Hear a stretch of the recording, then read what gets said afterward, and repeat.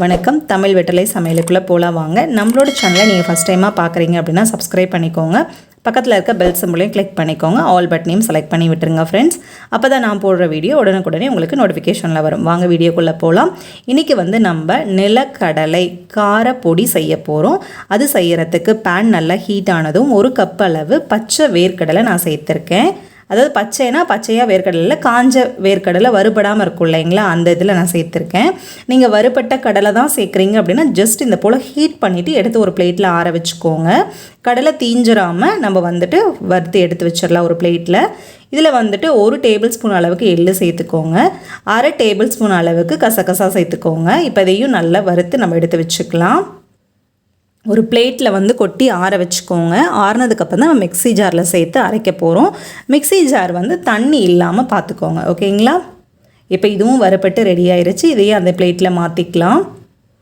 இப்போ ஒரு 1/4 கப் அளவுக்கு முழு உளுந்து நான் சேர்த்துருக்கேன். நீங்கள் உடைச்ச உளுந்தும் சேர்த்துக்கலாம். அதே போல் கருப்பு தோல் உள்ள முழு உளுந்து உடைச்சது நீங்கள் எது வேணாலும் சேர்த்துக்கலாம், உங்கள் விருப்பம் தான். அந்த உளுந்து நம்ம உடம்புக்கு ரொம்பவே ஸ்ட்ரென்த் இல்லையா, நீங்கள் அப்படி கூட சேர்த்து பண்ணிக்கலாம். இந்த பொடி நம்ம செஞ்சு ஆல்ரெடி ஸ்டோர் பண்ணி வச்சுருக்கோம் அப்படின்னா பொரியலுக்கு நம்ம யூஸ் பண்ணிக்கலாம்.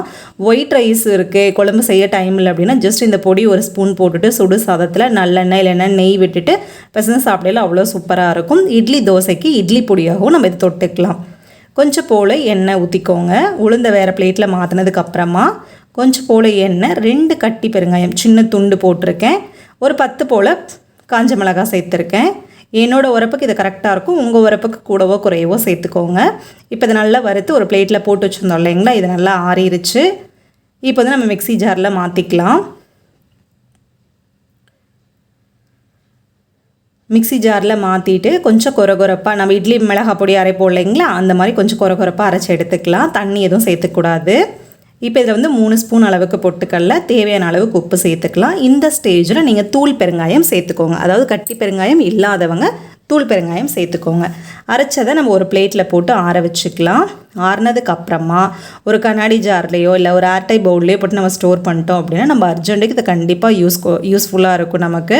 இது பொரியல் நம்ம செய்கிறோம் அப்படின்னா பீக்கங்காய் பொரியலுக்கு சூப்பராக இருக்கும். கத்திரிக்காய் பொரியல், கொத்தவரங்காய் பொரியல், சுரக்காய் பொரியல், அப்புறம் பீன்ஸ் பொரியல்லாம் செய்கிறோம் இல்லைங்களா, கேரட் பீன்ஸ் போடாமல் வெறுமனே பீன்ஸ் மட்டும் சேர்த்தி பண்ணையில் இந்த பொடியை ஃபைனலாக தேங்காய் போட்டதுக்கப்புறமா இந்த பொடியை 1 ஸ்பூன் லைட்டாக தூவி விட்டு நல்ல ஒரு பரட்டி எடுத்து வச்சிங்க அப்படின்னா அவ்வளோ ஒரு சூப்பராக மணமாக இருக்கும்.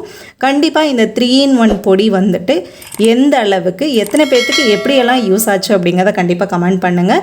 இதோட டேஸ்ட் எப்படி இருக்குன்னு சொல்லுங்கள்.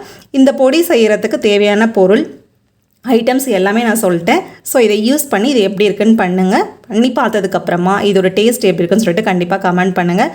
நம்மளோட சேனலை சப்ஸ்கிரைப் பண்ணிக்கோங்க. தேங்க்யூ.